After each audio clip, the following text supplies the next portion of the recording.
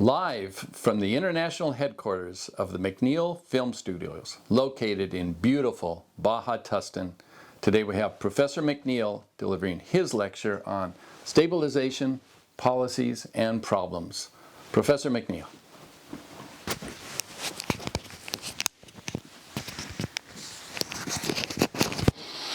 Well, thank you so much. That was my brother. Degenerate? Hey, I heard that. Oh, sorry.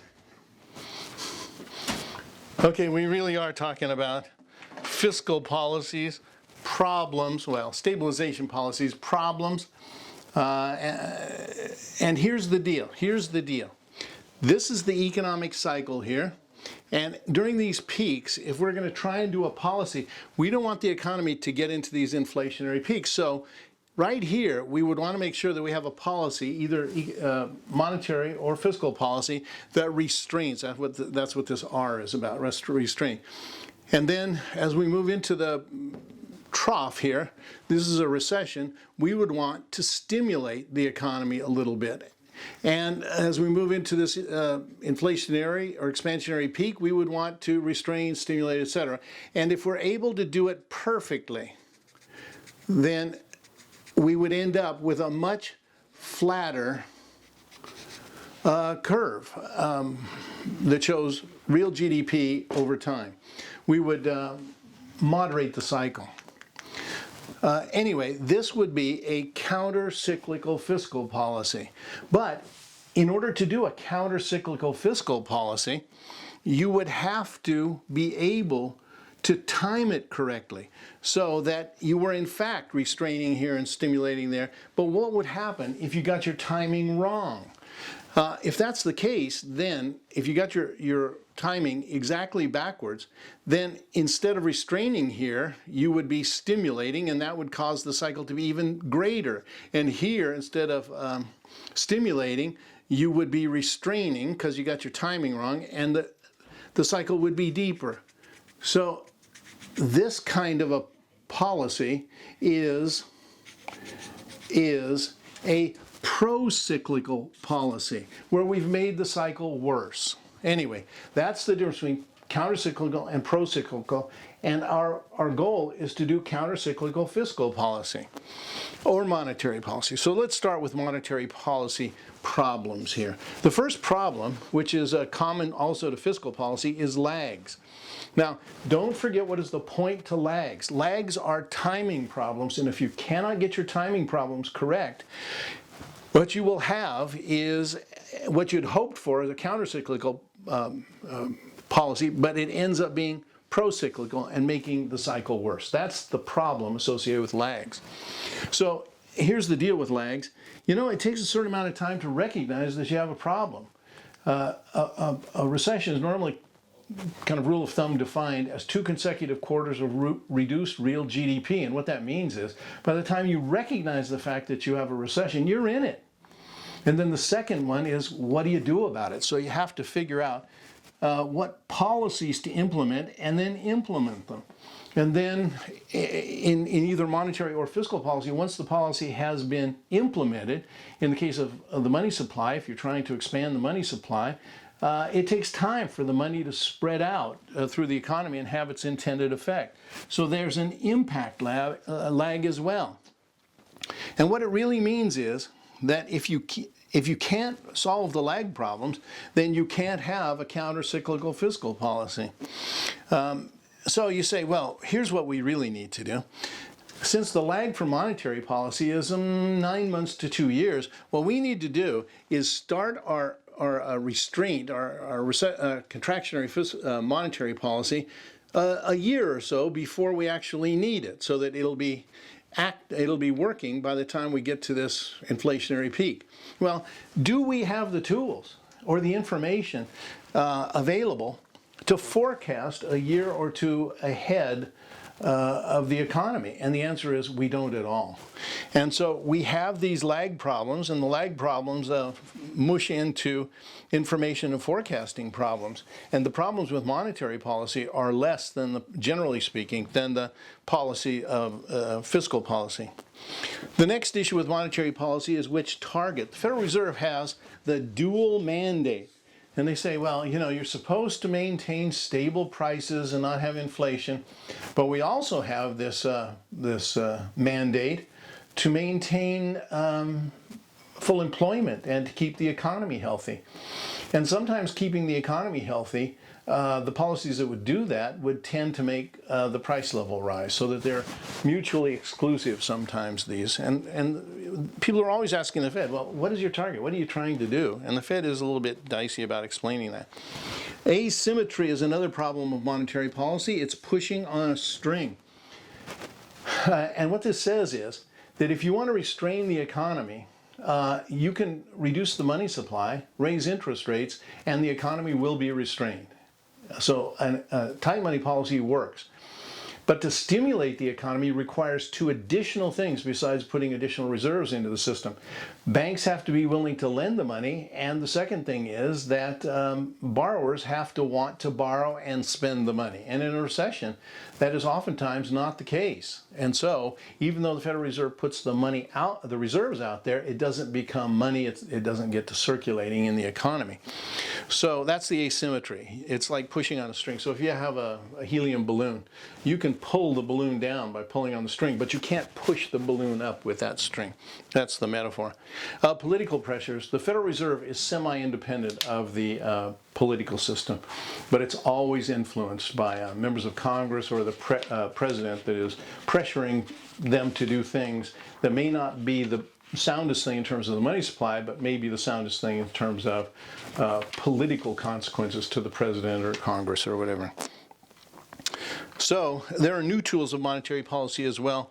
This is quantitative easing, negative interest rates, I want to see those, and bond purchases that have of late become part of the Fed's arsenal of tools to try and conduct counter-cyclical monetary policy.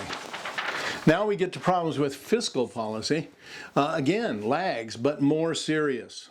Well, longer and harder to predict. And so you say, okay, well, if we had the forecasting proper tools, then we could simply get started a couple of years early with the fiscal policy. And by the time the problem came, the recognition, the implementation, and the impact lags would all be taken care of, and we could do a proper countercyclical fiscal policy. But again, we don't have the forecasting tools available to do that. And the lags could be anywhere from 2 to 5 years before the money that is spent by the government or the tax breaks or whatever actually have their effect in the economy. A third problem is crowding out. When I was a Cub econ instructor at Cal State Fullerton, the chair of the department, whose name was Joyce, said, "Mark, teach them crowding out. Teach them crowding out." And so ever since, I've dedicated this to Joyce, and I've tried to teach crowding out. Crowding out is a problem with an expansionary fiscal problem when the government has a deficit. And the government has a deficit almost every year for the last 70 years, except for maybe 2 or 3, something like that. So if the government has a deficit and wants to increase spending or reduce taxes, it has the effect of tipping the government budget toward further deficit. And in order to finance the deficit, the Treasury, this is the federal government, has to sell bonds to finance that deficit, to increase the spending of the government, to try and conduct an expansionary fiscal policy. But in the process of doing it, they sell the bonds and get the money, and then they spend the money. But what would that money have been doing in the first place? And the answer is it would have been used for other purposes. So when the federal government sells bonds to finance that deficit, bond prices go down and interest rates go up, and we get less investment and less growth over the long term as a consequence. So that's a negative consequence of conducting fiscal policy when you already have a deficit. Specificity problems is another issue. Can the spending just go to the areas of the economy that need it? In other words, when the economy is in a recession, not all the industries and companies feel the recession. Some do just fine, but other industries and other areas of the economy are in desperate need of it. And oftentimes the fiscal policy doesn't really target itself specific to those places that need it. So that in this most recent one, with all of the fiscal policy stimulus spending, we had the Lakers getting some of this money. Do the Lakers really need it? And you know, sometimes it goes to industries that are already at full employment, and now there's more spending in those industries, and the money doesn't get to the areas where it's needed. Those are the specificity problems, and then political problems. It turns out that the government budget and everything the government does is political, and so a lot of these fiscal policy spending has gone to politically connected groups and hasn't actually had the full effect that a more neutral fiscal policy would have. Anyway, political problems are always an issue. And then the source of the funds. Where does the government get the money? Well, it sells bonds. And it turns out that in this current COVID fiscal expansionary policy, the Federal Reserve is currently buying all of the bonds that the Treasury is printing and selling, which means that this policy has an effect really because of the monetary policy. So this is really monetary policy disguised as fiscal policy. That's often the case. And finally, all of these policies have supply side effects.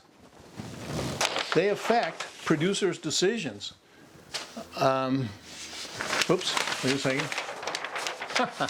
There. And the debt. The debt is currently 26. If we wait another minute, it'll be 26.5 trillion. And does the debt affect anything in the economy? Will that create problems down the road? They just spent 2 trillion, and they're talking about 3 trillion more this year when they already had a deficit of 1 trillion. So we have big debt problems as a result of this as well. Anyway, fiscal policies work beautifully on the whiteboard. They work exactly as we draw them up on the whiteboard. They're beautiful. But as soon as you take them out into the real world is vastly more complicated than principles of macroeconomics is. And there are problems. So, thank you very much.